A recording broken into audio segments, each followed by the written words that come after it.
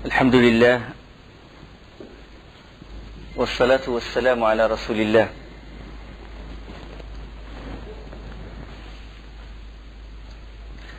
À la porte de Médine.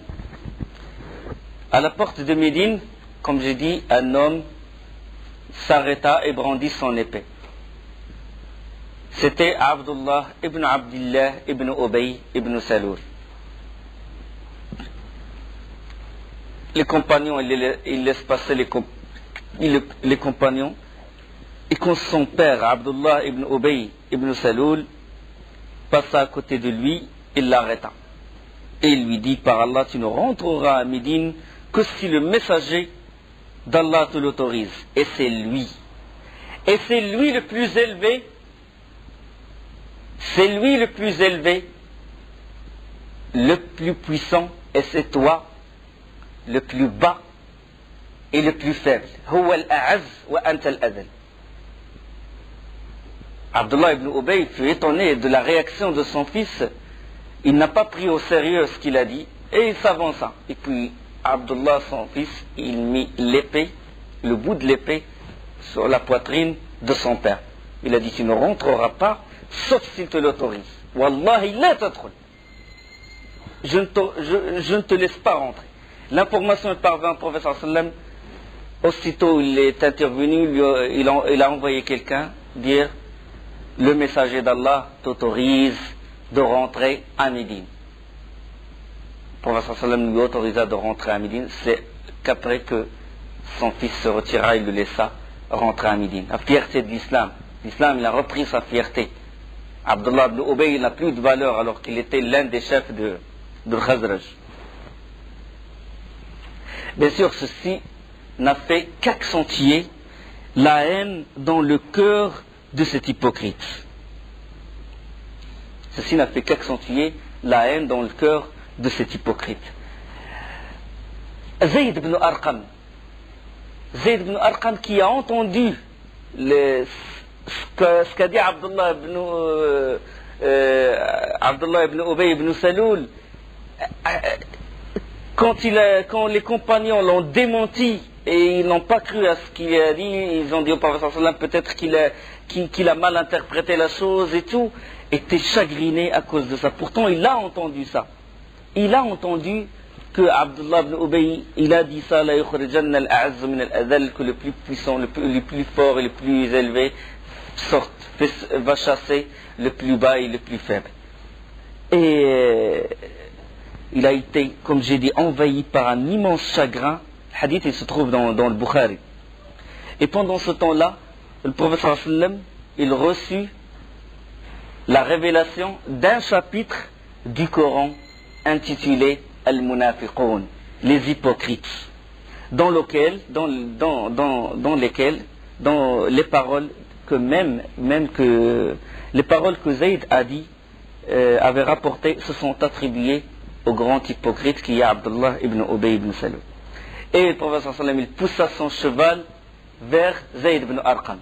Et il trouva Zayd ibn Arqam en train de marcher, la tête baissée, et chagriné, et puis il lui a pris son oreille, il a pris l'oreille, et il a dit, garçon, Allah a confirmé ce qu'a entendu cette oreille.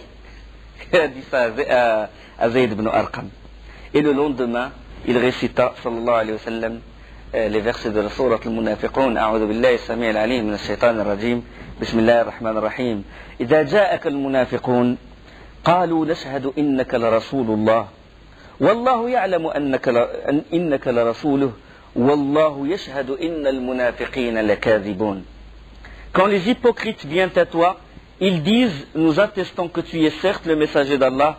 Allah sait que tu es vraiment son messager, et Allah atteste que les hypocrites sont assurément des menteurs. اتخذوا أيمانهم جنة فصدوا عن سبيل الله اتخذوا أيمانهم جنة فصدوا عن سبيل الله إنهم ساء ما كانوا يعملون. Ils prennent leur serment pour bouclier et obstruent le chemin d'Allah. Quelle mauvaise chose que ce qu'ils faisaient. Ils prennent leur serment comme bouclier. Ils se protègent en disant, ils font la shahada, ils font la prière, c'est pour se protéger. Pour se protéger tes mains des musulmans. Bouclier. هم الذين يقولون لا تنفقوا على من عند رسول الله حتى ينفضوا ولله خزائن السماوات والأرض ولكن المنافقين لا يفقهون. Ce sont eux qui disent ne dépensez point pour ceux qui sont auprès du messager d'Allah afin qu'ils se dispersent et c'est à Allah qu'appartiennent les trésors des cieux et de la terre, mais les hypocrites ne raisonnent pas.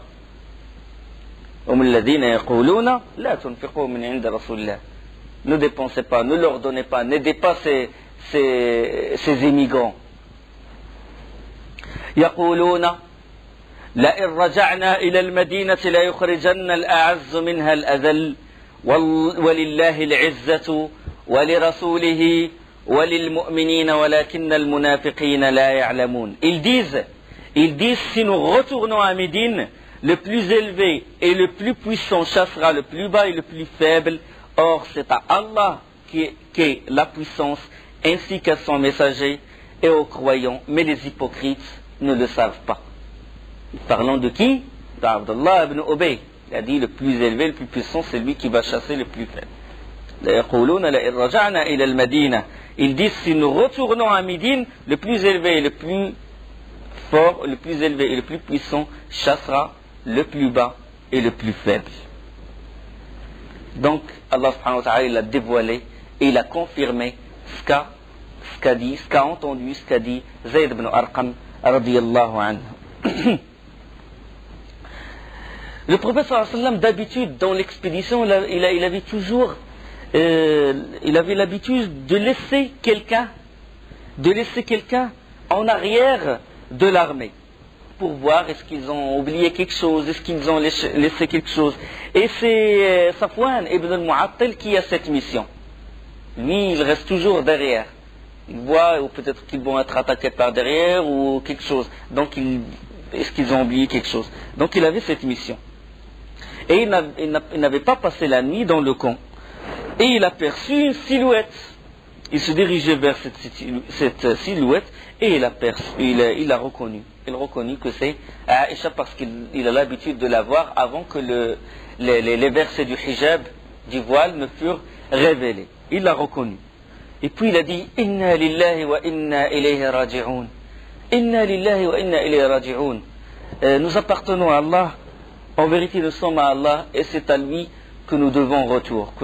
C'est à lui que nous retournerons.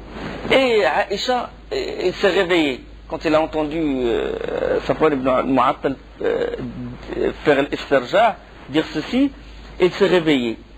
Et puis il n'a pas échangé un mot avec Safwan ibn Mu'attal. Il a dit on n'a échangé aucun mot. La seule chose que j'entendais de lui c'est Inna lillahi wa inna ilayhi raji'un. Inna lillahi wa inna ilayhi raji'un. Il a dit je n'ai pas vu homme plus noble que lui. Il ramena son chameau et l'agenouilla près de Aïcha et il s'est éloigné pour ne pas la voir monter sur le chameau. Et il a parlé, il a pris la bride du chameau et est parti rapidement. Et au moment où la halte de l'armée allait prendre fin et où les hommes s'étaient déjà reposés, à la grande surprise, voilà que Aïcha, sur le chameau, conduit par Safwan ibn al-Mu'attal. Là, Abdullah ibn Ubay ibn Saloul, toujours plein de répit, toujours plein de haine, surtout l'humiliation qu'il a endurée devant tous les compagnons, qu'il n'est rentré à Médine qu'après la permission du prophète sallallahu alayhi wa sallam, commença à chuchoter des propos médisants contre Aïcha et Safwan ibn Mu'attal. Il commença à chuchoter des propos médisants, commença à toucher à la réputation de Aïcha radiyallahu anha. Il n'a pas annoncé clairement l'accusation. Il ne l'a pas annoncé clairement. Mais avec la propagation, chacun y transmet, chacun il ajoute sur la chose, jusqu'à ce que fût l'accusation de zina, de l'adultère, directement. Lui, il était insidieux. Et il était rusé. Il n'a pas mentionné. Il a dit peut-être qu'il ne se s'est pas sauvé d'elle et elle ne s'est pas sauvée de lui. La naja minha ما أظن أنه نجا منها ولا نجت منه. C'est ce qu'il a dit. Il a juste insinué. Et ce fut l'accusation, ce fut la diffamation, ce fut l'ifk dont parle Allah subhanahu wa ta'ala. Qissatul ifk. L'ifk. Alors, juste après son retour à Médine, Aïcha, elle tomba malade, radiyallahu anha. Il a dit, je n'ai pas été consciente du trouble. Tout le monde fut agité, c'est un scandale si vous voulez. Agité par ces propos médisants. Et Aïcha, il n'était pas au courant. Il n'était pas au courant de ce que disaient les gens. Jamais il n'a pensé de choses pareilles. Et il tomba malade. Il ne remarqua rien du tout. Il ne remarqua aucun changement, sauf une certaine réserve de la part du prophète sallallahu alayhi wa sallam. Une certaine réserve. Et le prophète sallallahu alayhi wa sallam, si vous voulez, ne s'occupait pas d'elle comme avant. Surtout quand elle tombe malade, le prophète sallallahu alayhi wa sallam, il lui montra une certaine attention, une certaine affection, il essaie de la faire rire, de la consoler, mais cette fois, non. Cette fois, il ne dit rien. Quand il rentre, il dit Kayfatikum, comment va-t-elle? Il ne la nomme même pas. Il dit comment va-t-elle? Il a remarqué ça, Aïcha radiyallahu anha. Et il a été peiné par le comportement du prophète sallallahu alayhi wa sallam, cette froideur du prophète sallallahu alayhi wa sallam, puis il demanda d'aller chez sa mère. Malade, affligé par la maladie, et en plus le comportement du prophète sallallahu alayhi wa sallam envers elle, il a dit au prophète sallallahu alayhi wa sallam, me permets-tu d'aller chez ma mère, assisté par ma mère. Le prophète sallallahu alayhi wa sallam lui autorisa d'aller voir sa mère, Ruman radiyallahu anha.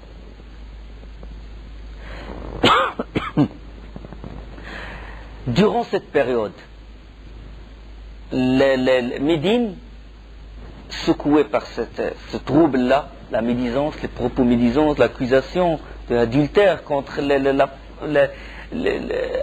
Haram Rasul sallallahu alayhi wa sallam, la femme du prophète sallallahu alayhi wa sallam, Aïcha, et durant ce temps-là, la révélation Allah subhanahu wa ta'ala interrompa la révélation. Presque un mois d'interruption. Qui dit révélation dit miséricorde. وَنُنَزِّلُ مِنَ الْقُرْآنِ مَا هُوَ شِفَاءٌ وَرَحْمَةٌ لِلْمُؤْمِنِينَ. On fait descendre du Coran, on fait descendre le Coran a fait descendre du Coran ce qui est miséricorde et une guérison pour les croyants. Rahma. Allah subhanahu wa ta'ala, c'est comme s'il a voulu punir les gens. Ces gens-là qui propageaient, pourtant des musulmans, et ils propageaient les propos médisants sur cette déqa, la véridique, Aïcha radiyallahu anha. La valeur, la grandeur de ce péché, le fait de dire des choses, le fait de ne pas de dire des choses dont on n'est pas sûr, de propager des choses sur des gens dont on n'est pas sûr, c'est grave. Le regard d'Allah subhanahu wa ta'ala, il les a châtiés en arrêtant carrément le wahi. Et le prophète sallallahu alayhi wa sallam, il attendait toujours, il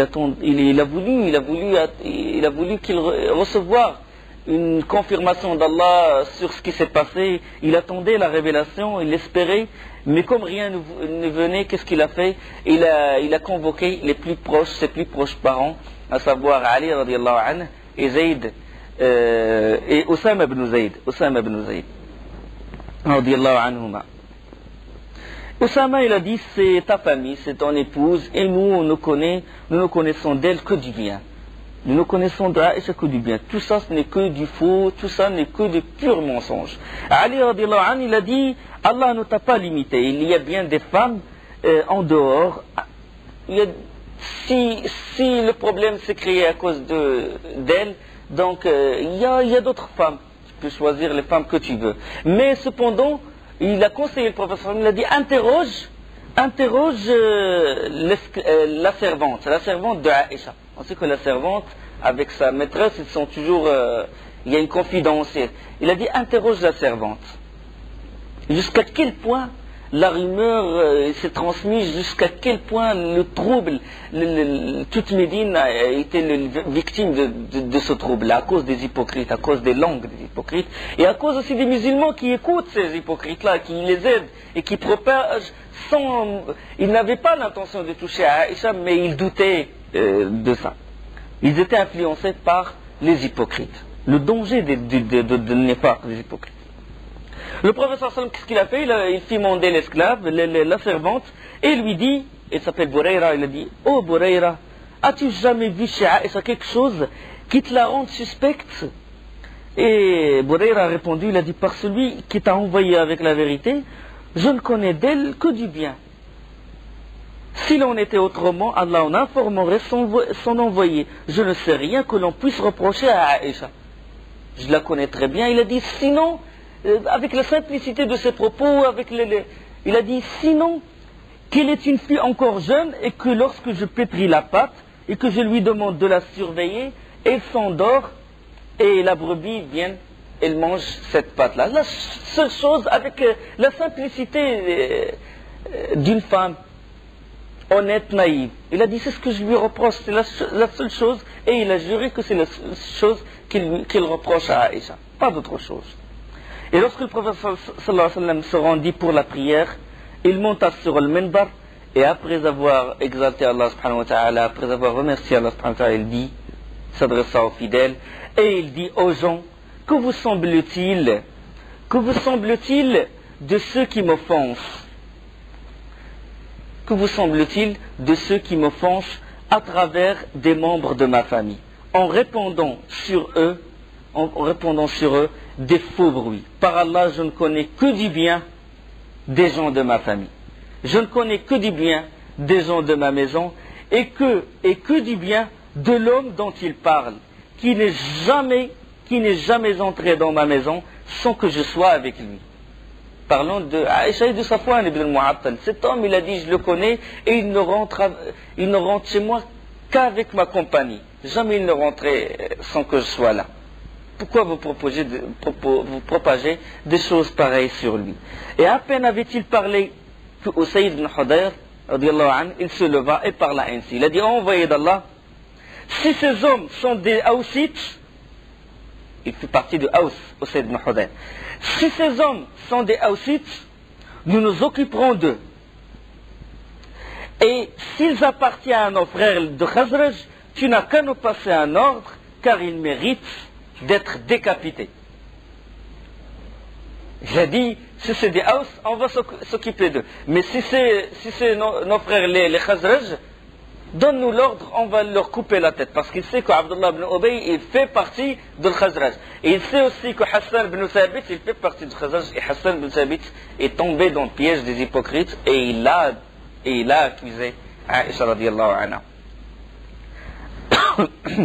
Avant qu'il eût terminé ses propos, que Saad ibn Ubada radiyallahu anhu était déjà debout.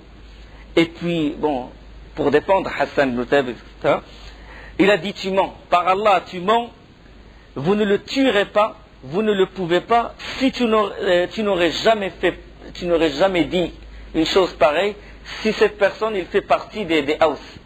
Tu l'as dit exprès parce que tu sais qu'il fait partie du Khazraj, tu n'es pas juste.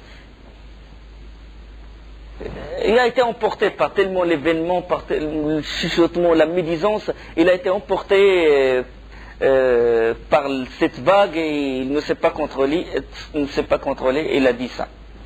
Et Usayd ibn Hudayr, il a dit par Allah, c'est toi qui es le menteur. Il a dit, nous les tuerons. Il a dit, nous les tuerons assurément, car tu es un hypocrite manœuvrant au nom des hypocrites. Ça veut dire que tu les protèges. Tu sais que Ubay, c'est lui qui a dit telle chose, et ils commencèrent à se quereller. Et le prophète sallam les calma, il a dit, taisez-vous, arrêtez. Il descendit de l'Manbar et il est rentré chez lui. Tout ça, Aïcha n'est au courant de rien. Malade, il n'a remarqué que la froideur, certaines froideurs du prophète sallam, et il est resté chez sa mère. Il n'a rien remarqué. Il n'a rien remarqué de ce qui s'est passé à Médine. de ce qui s'est passé à Médine. Et un jour, alors qu'il sortait avec la mère de Mistah ibn Uthata, une femme, une des compagnons du prophète sallallahu alayhi wa sallam, alors qu'elle sortait avec cette femme-là, cette femme est la mère de Mistah. Mistah, c'est l'un des émigrants qui a participé à la bataille de Badr. Et il est sorti avec elle un soir, et alors qu'elle marchait à son côté, la mère de Mistah trébucha sur sa robe et s'écria: malheur à Mistah. Que trébuche Mistah, malheur à Mistah. Et Aïcha, il a répondu, il a dit qu'Allah ne plaise. Il a dit, voilà donc une parole, une vilaine chose à dire. Comment tu dis une chose pareille sur quelqu'un qui fait partie des gens de Badr, qui a participé à la bataille de Badr? Et Mistah a répondu, il a dit, fille d'Abu Bakr, se peut-il que la nouvelle ne t'ait pas atteinte? Il a dit, quelle nouvelle? Quelle nouvelle? J'ai rien entendu. Et alors Mistah, il a fait le récit, il a parlé de la diffamation et de la façon dont cette diffamation se colportait. Et Aïcha, il retomba malade à cause de ce qu'a dit Mistah, et il retourna chez elle. Directement, il retourna chez sa mère, et il appela sa mère, il a dit: mère, qu'Allah te pardonne, les gens parlent, et tu ne m'en souffles pas un mot. Et sa mère, Roman radiallahu anha, elle a dit: ma petite fille, ne le prends pas si à cœur, par Allah, il est rare qu'une femme belle, mariée à un homme qu'il aime, échappe aux désagréments que multiplient contre elle les autres épouses. Il a dit, ne prends pas les choses à cœur. Et Aïcha, il est resté éveillé toute la nuit, en train de pleurer, 2 jours, en train de pleurer. Il a dit, j'ai pleuré jusqu'à me fondre le cœur. Subhanallah, l'innocente, comment les gens osent dire une telle chose sur elle, radiyallahu anha. Et alors là, un jour quand elle était chez ses parents, une femme parmi les Ansar est venue voir Aïcha, et il a demandé permission pour rentrer voir Aïcha dans sa chambre, et Aïcha lui a permis, puis il s'est assis, cette femme Ansarite près de Aïcha, commença à pleurer avec elle pour la consoler, pour la réconforter, et le prophète sallallahu alayhi wa sallam, pendant ce temps-là, il rentra, il dit: oh Aïcha, il s'assit près de Aïcha, il lui dit: oh Aïcha, on m'a dit telle et telle chose sur toi, et si tu es innocente, Allah ne manquera pas de proclamer ton innocence, et si tu as fait quelque chose de mal, demande-en pardon à Allah et repens-toi. Car en vérité, si le serviteur d'Allah demande pardon et se repent à Allah, Allah lui pardonne. Et Aïcha, il le regarde, étonné, comment il doute d'elle, le prophète sallallahu alayhi wa sallam, puis il se tourna vers son père, il a dit: Père, réponds à l'envoyé d'Allah, réponds. Et Abu Bakr radiyallahu anhu, il a dit: je ne sais pas que dire à l'envoyé d'Allah. Et il se tourna vers sa mère, il a dit: réponds à l'envoyé d'Allah pour moi, mère, réponds à l'envoyé d'Allah pour moi, défends-moi. Et sa mère, il a dit pareil, il a dit: je ne sais pas que dire à l'envoyé d'Allah. Subhanallah. Tellement une grande épreuve, c'est l'une des grandes épreuves de Aïcha et de Abu Bakr radiyallahu anhu et de sa mère et du prophète sallallahu alayhi wa sallam. Et Aïcha, étonnée de les voir comme ça, douter de son innocence, etc., il a dit: je sais bien que vous avez entendu ce que les gens disent, que cela est entré dans vos âmes et que vous l'avez cru. Si donc je vous dis que je suis innocente, et Allah sait que je suis innocente, vous ne me croirez pas. Tandis que si je vous avouais que j'ai commis ce dont Allah sait que je suis innocente, vous me croirez? Si je vous avoue, alors qu'Allah sait que je suis innocente, vous allez me croire? Puis, il a dit: entre vous et moi, je ne vous dirai qu'une chose, c'est ce qu'a dit, et puis il commença à se rappeler, et il a oublié le nom de Yaqub alayhi salam. Et quand il chercha à se rappeler le nom de Yaqub, puis il a dit Abu Yusuf, tellement il était troublé, il a dit: je ne vous dis que ce qu'a dit Abu Yusuf à ses fils. Il a dit Fasabrun jamil, wallahu al-musta'anu ala ma tasifun. Il ne me reste plus donc qu'une belle patience. Allah vienne m'aider contre ce que vous racontez. Et puis, il raconte elle-même, la version de Bukhari, il dit à Aïcha radiallahu anha, j'allais alors m'étendre sur ma couche, espérant qu'Allah me déclarerait innocente. Quand le prophète sallam lui a dit ça, il a dit repens-toi, il a dit que quand il a dit ça, aucune goutte n'a pu sortir de mes yeux. Ça y est, mes yeux se sont desséchés. Le prophète sallam il doute d'elle. Et puis, il a dit, elle espérait qu'Allah l'innocenterait.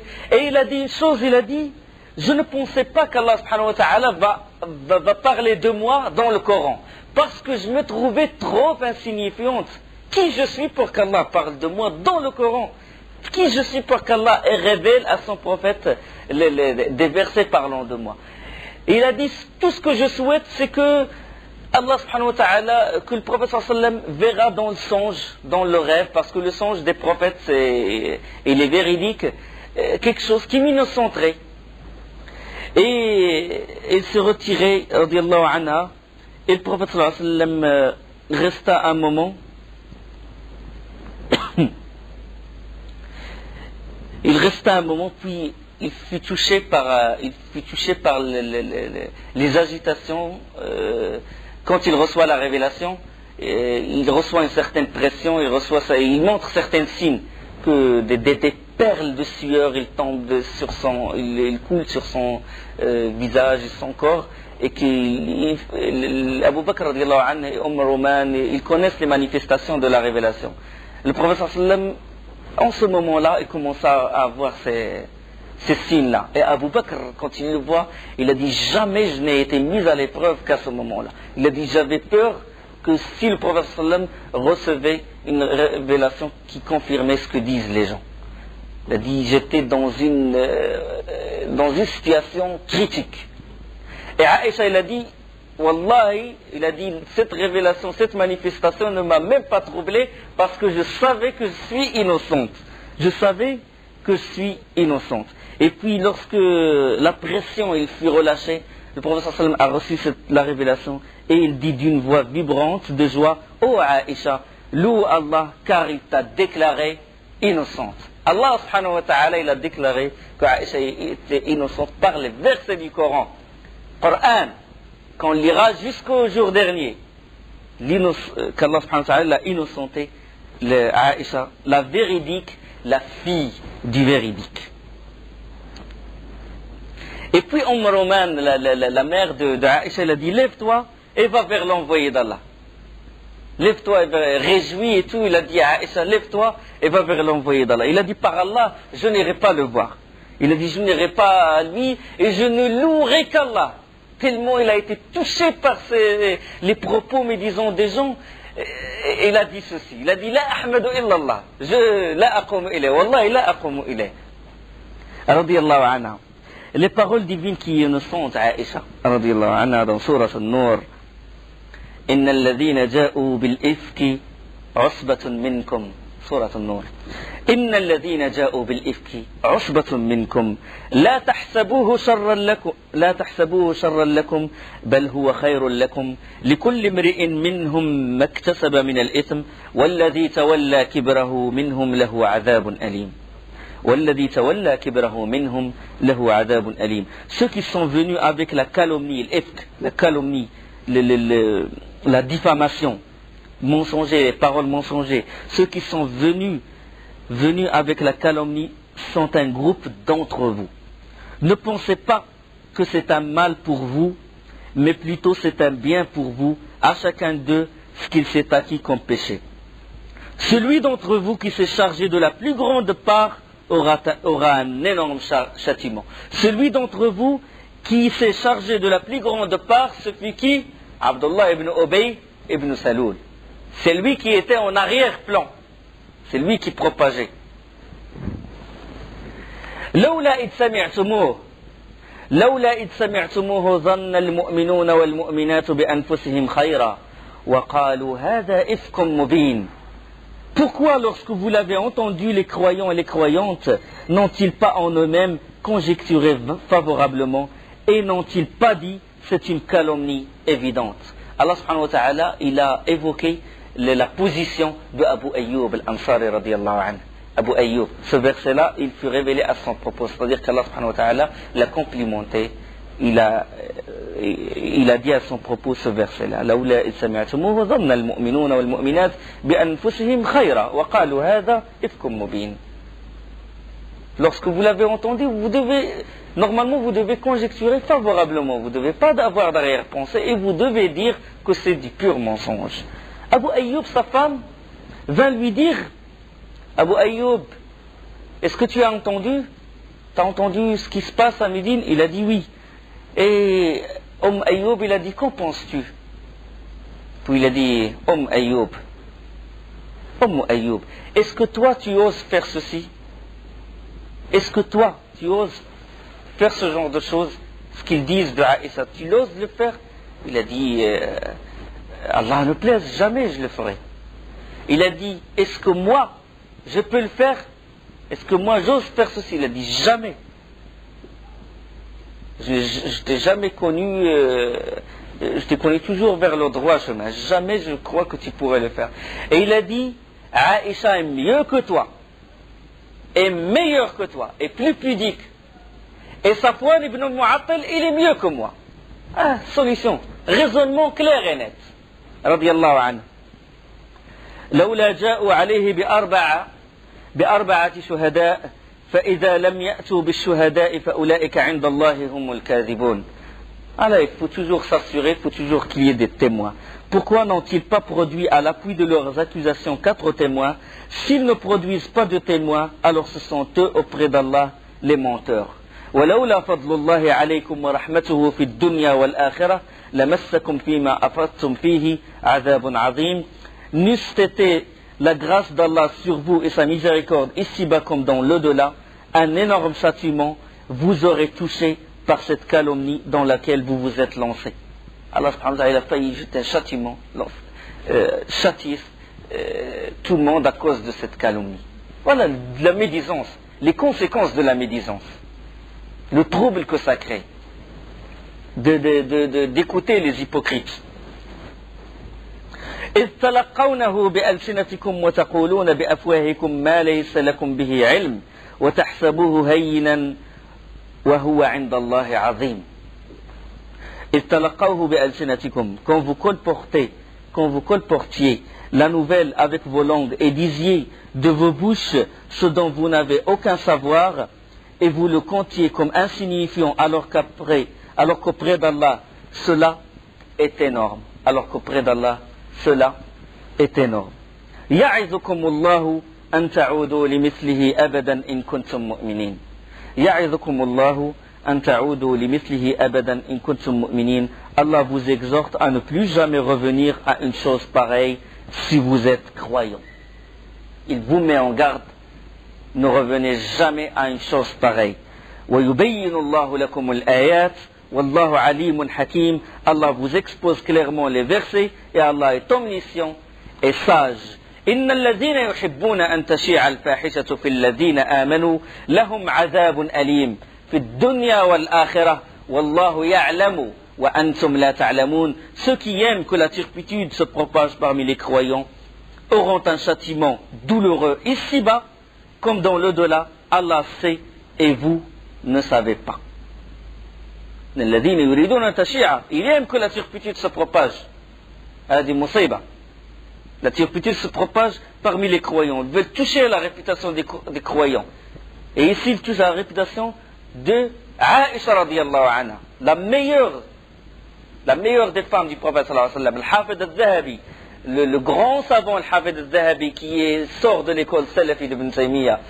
Ibn Kathir, Ibn al-Qayyim, al-Hafiz al-Dhahabi, tous ceux-là sont des élèves d'Ibn Taymiyyah. Donc, Kitab Siyar A'lam al-Nubala, quand il parle de la biographie des hommes, il parle de Aïcha. Puis il a ramené des propos sur la divergence des savants, qui est la meilleure. Est-ce que c'est Aïcha ou Khadija? Et puis il a dit, je n'arrive pas à trancher. Je n'arrive pas à trancher qui est la meilleure, est-ce que c'est Aïcha ou c'est Khadija. Tout ce dont je suis sûr, une chose, c'est que Aïcha c'est la plus savante femme sur terre. La plus savante. Je suis sûr que c'est Afqahu Nisa et Ahl al-Ard. Première chose. Deuxième chose, c'est que je suis sûr que c'est la compagne du prophète sallallahu alayhi wa sallam au paradis. هذه سيرة عائشة رضي الله عنها. وإن الذين يحبون أن تشيع الفاحشة في الذين آمنوا لهم عذاب أليم في الدنيا والآخرة والله يعلم وأنتم لا تعلمون ولا يأت لأولو الفضل منكم والسعة أن يؤتوا أولي القربى والمساكين والمهاجرين في سبيل الله وليعفوا وليصفحوا ألا تحبون أن يغفر الله لكم والله غفور رحيم ألا تحبون أن يغفر الله لكم والله غفور رحيم. Et que les bonnes personnes et les détenteurs d'aisance parmi vous ne jurent pas de ne plus faire de dons, ne jurent pas de ne plus faire des dons aux proches, aux pauvres et à ceux qui émigrent dans le sentier d'Allah, qu'il pardonne et absolve. N'aimez-vous pas qu'Allah vous pardonne, et Allah est pardonneur et miséricordieux. Abu Bakr radiallahu anhu, ce verset fut révélé à propos de Abu Bakr. Abu Bakr, il avait pris l'habitude de verser régulièrement à Mistah ibn Utata, celui qui a déclaré clairement que l'adultère. Abu Bakr avait l'habitude de verser régulièrement à Mistah, qui faisait déjà partie de sa parenté, une certaine somme d'argent, une allocation. Il lui donne chaque mois ou une allocation, une espèce. Et à la suite de cet incident, il déclarait, il a dit jamais plus, par Allah, je ne donnerai quelque chose à Mistah. Et jamais plus, je ne lui accorderai une faveur après ce qu'il a dit contre Aïcha, et après le chagrin qu'il nous a causé. Tellement il a été touché, Abu Bakr radiallahu anhu. La réputation c'est très important. Il touche subhanallah, la réputation de sa propre fille, la réputation à lui, son honneur. Subhanallah, le compagnon du prophète sallallahu alayhi wa sallam. Et quand Allah subhanahu wa ta'ala il révéla ألا تحبون أن يغفر لكم, qu'il pardonne et absolve, فليعفوا وليصفحوا ألا تحبون أن يغفر لكم. N'aimez-vous pas qu'Allah vous pardonne, et Allah est pardonneur et miséricordieux. Quand Abu Bakr il a entendu ce verset, il a dit si, je veux qu'Allah me pardonne. Et il courut vers Mistah. Et il lui dit, je te remets cette allocation que je te donnais d'habitude, je vais la remettre. Je veux qu'Allah me pardonne. Radiallahu anhu, Abu Bakr. Il ne lui retira pas ce don. إن الذين يرمون المحصنات الغافلات المؤمنات لعنوا في الدنيا والآخرة ولهم عذاب أليم. Ceux qui lancent des accusations contre des femmes vertueuses, chastes et croyantes, Aïcha radiallahu anha, sont maudits ici-bas comme dans l'au-delà. Ils auront un énorme châtiment. يوم تشهد عليهم ألسنتهم وأيديهم وأرجلهم بما كانوا يعملون. Le jour où leur langue, leurs mains et leurs pieds témoigneront contre eux tout ce qu'ils faisaient. يوم تشهد عليهم ألسنتهم وأيديهم وأرجلهم. Tous ceux qui disent du mal sur Aïcha radiallahu anha, tous ceux qu'après, parce qu'il y avait le problème entre Muawiyah et Ali, tout ce qui s'est passé après. Tous ceux qui disent du mal sur Aïcha, ces versets-là, ils répondent. Celui qui touche à la réputation de Aïcha, et il propage des fausses accusations sur elle, ceux-là sont les alliés de qui? Sont les alliés de Abdullah ibn Ubay ibn Saloul. Sont les alliés de Abdullah ibn Ubay ibn Saloul. Il y avait un vrai allié après la fitna, qui est Abdullah ibn Saba al-Yahudi. Abdullah ibn Saba le juif, c'est lui qui a créé la discorde entre les musulmans. Il est pareil, c'est la même graine de l'hypocrisie. Donc, tous ceux qui touchent à la réputation d'Aïcha, ces versets-là répondent. Allah subhanahu wa ta'ala, c'est Allah qui la défend. Allah subhanahu wa ta'ala a prescrit la sanction à appliquer contre ceux qui ont diffamé Aïcha, la femme honorable, sans preuve. Donc 80 coups de fouet. 80 جلدة. والذين يرمون المحصنات ثم لم يأتوا بأربعة شهداء فاجلدوهم 80 جلدة. Et ceux qui lancent des accusations contre des femmes chastes sans preuve, par la suite, sans ramener 4 témoins, fouettez-les de 80 coups de fouet. 80 جلدة. Tu dis quelque chose, tu touches à la réputation d'un homme et tu rentres tranquille chez toi. Non, l'islam, il est juste. 80 coups de fouet. Subhanallah. Comment parce que la religion, elle est venue, pourquoi? Pour protéger l'islam. Les lois, elles sont venues pour protéger d'abord la religion de la personne, pour protéger son honneur, pour protéger ses biens. On coupe la main du voleur si jamais ses biens sont volés, ou bien s'il lèse quelqu'un, il est injuste envers quelqu'un, il lui prend son argent. Il y a des juges, il y a les lois du l'islam qui s'appliquent pour que le lésé, il aura son droit. 80 coups de fouet. Cette sentence, il fut appliquée à Mistah ibn Usatha, pourtant un Badrit. Pourquoi? Il a entendu, il a répété ce qu'ont dit les hypocrites. 80 coups de fouet contre Mistah ibn Usatha. 80 coups de fouet contre Hassan ibn Thabit. Hassan ibn Thabit, radiyallahu anhu, qui lui, il défend par la langue le prophète sallallahu alayhi wa sallam, comment il est tombé dans le piège des hypocrites. Voilà la médisance, le danger de la médisance. Lui qui répond, il défend le prophète sallallahu alayhi wa sallam, que le prophète sallallahu alayhi wa sallam dit, il dit réponds aux mécréants par tes poèmes. Réponds. Et Waruh al-Qudus ma'ak, le Saint-Esprit est avec toi, c'est-à-dire Jibril, il est avec toi. C'est comme un écrivain ou un journaliste qui écrit toujours un article qui défend l'islam et tout. Avec les moyens de l'époque, c'était comme ça. Il répond par les poèmes et il est tombé dans le piège des hypocrites. Et fut tombé dans le piège des hypocrites également Hamna bint Jahsh. Hamna bint Jahsh, c'est la sœur de Zaynab bint Jahsh.